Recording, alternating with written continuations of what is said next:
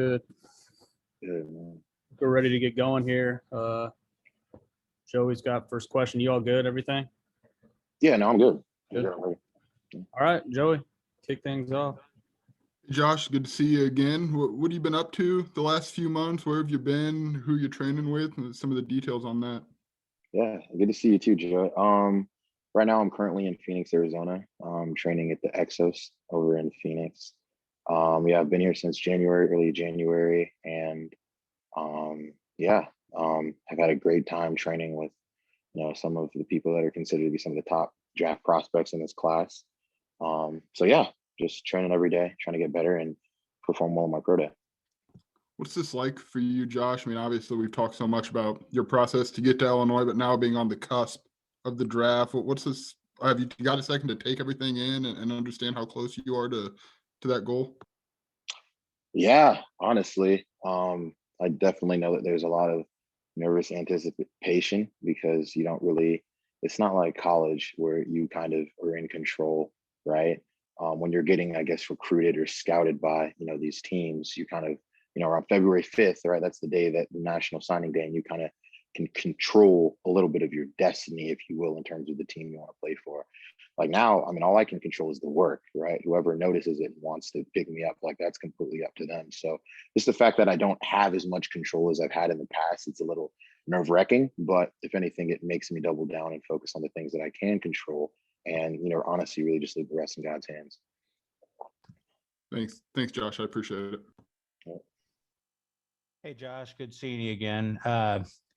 What kind of feedback have you been getting from, teams that you maybe been working out for people, but, I know you said you've been working out with other draft prospects. Have you performed for any teams, and what kind of feedback are you getting from those teams? Yeah, so during this period, we're not really allowed to perform for teams. There's not allowed to be any in-person workouts just because of all the COVID protocols and whatnot. Hopefully that's able to change and I'll be able to get more one-on-one time with them and not just kind of Zoom calls. But yeah, just talking, learning a little bit more about my background and my history. And, obviously there's questions about like the transfer and, what that was like and why I transferred, what do I need to work on? They're just trying to kind of get inside my head and trying to get to know me as a person. So yeah. Is that any different doing it via Zoom than it would be like doing it in person? I mean, you have a little bit more time to prepare, maybe, if it's over a Zoom call rather than sitting right in front of somebody. Yeah, I feel like it's a little bit like this, right? You can hear the inflection, you can hear their tone of voice, but I just feel like feeling the presence and kind of feeling kind of the energy that they carry themselves with is extremely important. But like everybody's kind of in the same boat, and everybody kind of has to unfortunately abide by those rules. But yeah, I definitely imagine that it'd be different than it would have been if we were, in normal times. Thanks, Josh. Appreciate it. Yeah. Hey, Josh, when we talked to Daniel before the season started, he talked about before you transferred from USC that you kind of started having some doubts if you were good enough to play this game. You got a lot of validation after you transferred to Illinois. How important is it for you now to once again kind of prove that? And what has that process been like, kind of being from that low place to now being on the cusp of playing on Sundays? Yeah, definitely.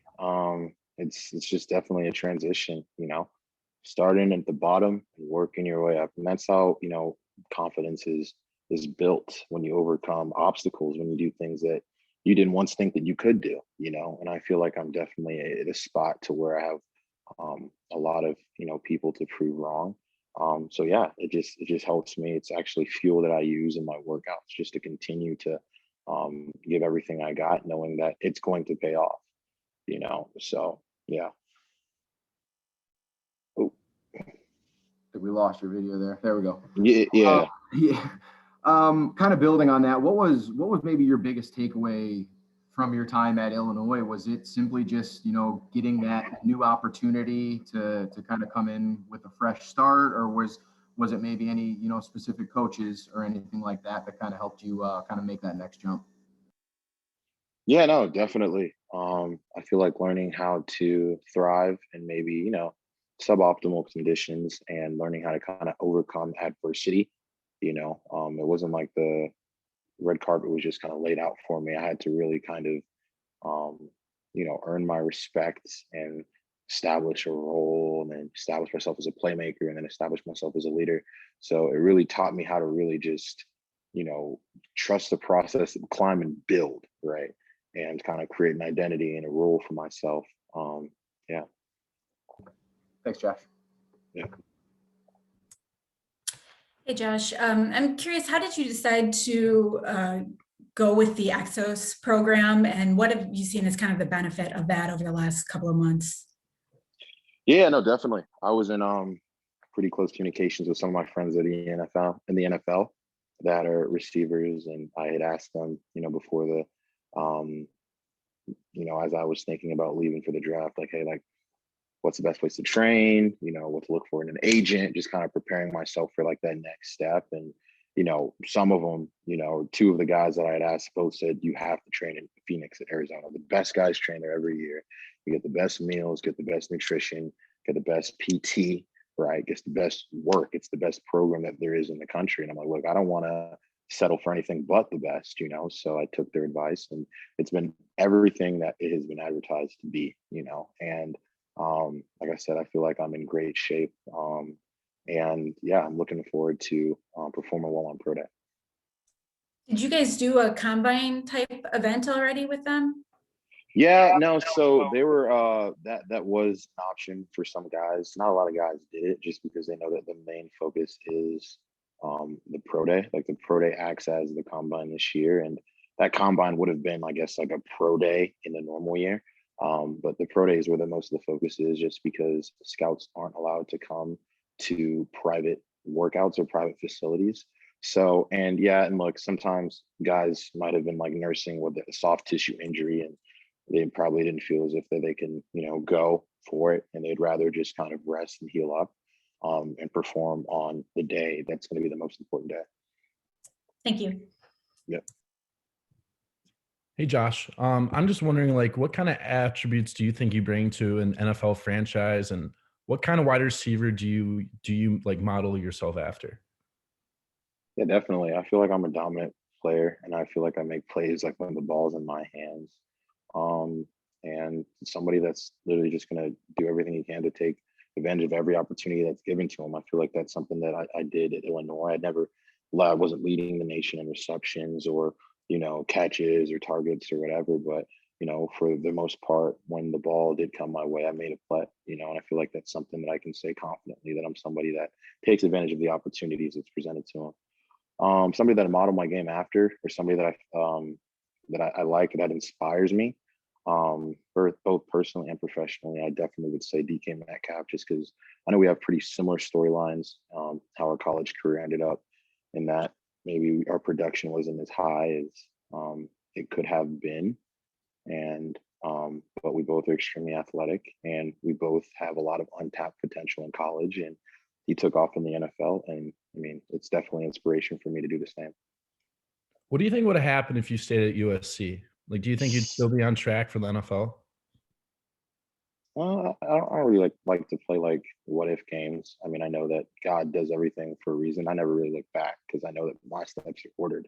Truly, I really believe that. I really believe I'm everywhere I'm supposed to be at the time I'm supposed to be there. So, I just felt like it was time for me to leave. So I don't even have in my mind of, if I would have stayed at SC, because it's far from me. So yeah, I couldn't tell you what would have happened if I would have stayed there. All right. Final question. Just, have you been able to talk to your old college roommates? I mean, your old college teammates. Have you kept in touch with them during this? Yeah, maybe not as much as I would have liked to, a little text here, a little call there, but for the most part, like, I'm locked in, I'm not like there yet, you know what I'm saying? And, we'll talk here and there. I'll probably talk more to like the guys that are on like the same path, like Milo. I talked to KG. I mean, I talked to Jake, before he came back, and I talked to Nate, so yeah, we're all kind of on the same page. So we're talking a little bit more, but for the most part, like, my mindset is, I guess, just like focused a little bit more on just kind of getting to that next level and establishing myself there. All right. Thank you very much. Yeah. Hey, Josh, nice to talk to you again. Always a pleasure. You've mentioned your relationship with NFL players and DK Metcalf. I've seen you've been training with him on your social media. What have you kind of learned, or what has that experience been like to train with one of the better receivers in the NFL? Yeah, it's awesome. And honestly, he's not the only person that's there. I mean, look, like Saquon Barkley's there, Odell Beckham Jr. is there, Sterling Shepard's there. Like literally, like a new NFL guy, a new NFL superstar pops in the door like every day. I mean, that's EXOS, right? EXOS is the Disneyland of training, and it's awesome just because you kind of see how they carry themselves, you see how they work, and you slowly but surely, unconsciously, kind of adapt the way that they attack their workouts, and how they work out and how they live. Just getting in that environment kind of lets you prepare yourself for how it's like when in Rome, do as the Romans do. That's how it is. So it's been awesome. Truly, it's been the experience of a lifetime, and something that I don't want to take for granted because it's not an everyday thing. But yeah, it's definitely been awesome. And with your pro day coming up this week, what are you kind of looking to prove or showcase that you might not have been able to do during your career at Illinois, or something new that you've developed in the last couple of months since your last game as an Illini? Yeah, 100%. Really just like being able to show that I can come in and out of my breaks. Our offense was a different offense. It wasn't pro style, so we weren't really necessarily called to run a lot of the complex routes. I ran hitch and fade a lot of the time, because we had RPOs. So just looking to show that, if I'm able to work on certain routes, that I can get better at them. Obviously, like, I'm athletic, but I wasn't necessarily called to run the full route tree. So that wasn't something that I was necessarily focusing on, during the practices, because it wasn't something I necessarily had to do in the games. So yeah, just showing that I've developed as a route runner, showing, I don't know if there's questions about my speed or whatever. I don't really think people know, how fast I am. So I guess they'll see when I run. And yeah, that I'm a complete, receiver. So You've spoken a lot about this training process you've had with EXOS. I think I said that correctly. How much improvement have you seen in yourself really in the last couple months in terms of the measurables and all that kind of stuff? Oh yeah. I've seen some good improvement. I've seen some really good improvement. Yeah, I've seen some good improvement. They teach, they're really technical. Like, it's not like a college workout to where they'll try to kill you, right? Or you'll condition your balls off. Like, no, like, it's extremely technical. It's a slow and gradual build. And they really teach functional movements and again, efficient movements, to maximize your efforts. Thank you, Josh. I appreciate it. Yeah. Hey, Josh, good to see you. One question I had for you about your decision to head to the NFL draft when you did. I know you did it ahead of that Penn State game to close the season. Can you take us through the decision-making process at that point, and why you decided at that time it was right for you to move on? Yeah, I just felt in my heart like that's what the right thing was to do. I felt peace about it. I feel like I did everything that I could have done at that time, leading up to it. And I felt like that was what was right in my heart to do. So I don't know how else to answer that question. Oh, absolutely. Did you end up having any conversations once Brett Bielema was hired with him or any of the staff at all? Did they reach out to you at all? The new staff. I left before Penn State, and Bielema didn't. I declared for the draft. And was it December 17th? Bielema didn't get hired until I got signed with the agent and everything by December 17th. Bielema didn't get hired, I don't think, until January. So like I was already gone. Like I was already I was already going in another direction. So Sure. As far as the guys that you left behind in Illinois, the receiving room specifically, any of the guys who are still remaining there, what do you feel like they're going to offer this Illinois team moving forward? I guess basically I'm asking, how do you feel about the guys who are still left here in the receiving room and what they can bring to the table and what you feel you saw from them? yeah, we have a lot of great young talent, a ton of great young talent, and I feel, I'd hope, and I pray that Hightower emerges as the leader of the room. But you look at guys like Delvon Campbell, Kyron Cumbie, extremely talented. Delvon is raw. Kyron played running back in high school and has developed as a receiver since he's been in college. So, it's like these guys' times, right? When something is ripe, like a fruit is in its season, right? Like this is the time for them. So I'm excited to see what these guys do, and how they're able to, come into their own. Now it's their time. Thanks, Josh. Yep. Hey, Josh, if I could get a follow-up, you talked about, some of the names of people who go in and train, and you've always kind of had a pretty big network of football players, but does it feel like, oh man, this is what the next step is for me? It's being around all these guys. Like, did you ever have I don't want to call it a starstruck moment, but kind of recognizing your spot? Yeah, definitely, 100%. It's humbling more than it is anything else. I can, like I said, name off guys left and right. Even the guys like I'm training with, you know what I'm saying? Like, I'm sure you guys know about Elijah Moore, who broke so many SEC records with 3 200-yard games. Like, that's my guy. That's my buddy. Pat Surtain from Alabama, who's the SEC Defensive Player of the Year. Kwity Paye from Michigan, top 15 pick projected. Elijah Vera Tucker, who I played with at USC, top pick as well. Even Rashad from Minnesota, one of my close friends now, also going to be a very top pick. So it's great. It's just a great network, and I guess an alumni, if you will, when I'm done, to be associated with. So yeah, and it's awesome. And that's just to talk about the college players. Like the NFL players, like I said, look, Jonathan Taylor is there. I see him all the time. Who else is there? Like I said, I told you, DK Metcalf, Odell Beckham Jr., Saquon Barkley, just guys that are just, at the top of their game. So yeah, it's awesome. You talked about like not having that control now, and was there an adjustment phase? Because like you had controlled so much of your next step from high school to college, and then the transfer market. Like, how did you kind of adapt to ceding some of that control? I mean, it just takes a lot of faith. Otherwise, you're going to go crazy.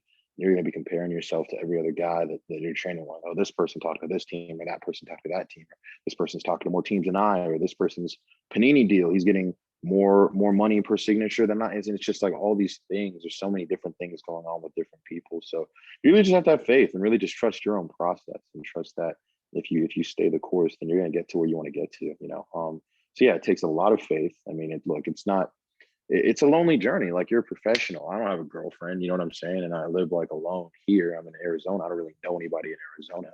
So a lot of development can happen here if you do it in the right way, and you allow the process to go, and you don't try to rush anything, but so there's going to be some painful times. But during those painful times, you just got to kind of allow yourself to grow.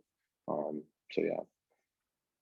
That development, I'm guessing more, I mean, obviously physically you're getting better, but mentally, I would think that's kind of an overlooked development for being in that situation. Mentally, emotionally, right? Like I said, it's lonely, man. And there can be some pretty dark times, because sometimes it's just you, and you're just stuck there, like, with you and your thoughts, you know what I mean? And like I said, there's so many things that are coming at you, and comparisons and whatnot. So it's easy just to find yourself in a depressed state, right? But again, that's why I'm saying it takes a lot of faith to be in this like position, right? To go to the next level, because there's so many unknowns. It takes a ton of faith in order really just to exist and breathe, and at least for me. So yeah, definitely. I feel like my faith has grown in this transition process. So thanks, Josh. Appreciate it. Yeah.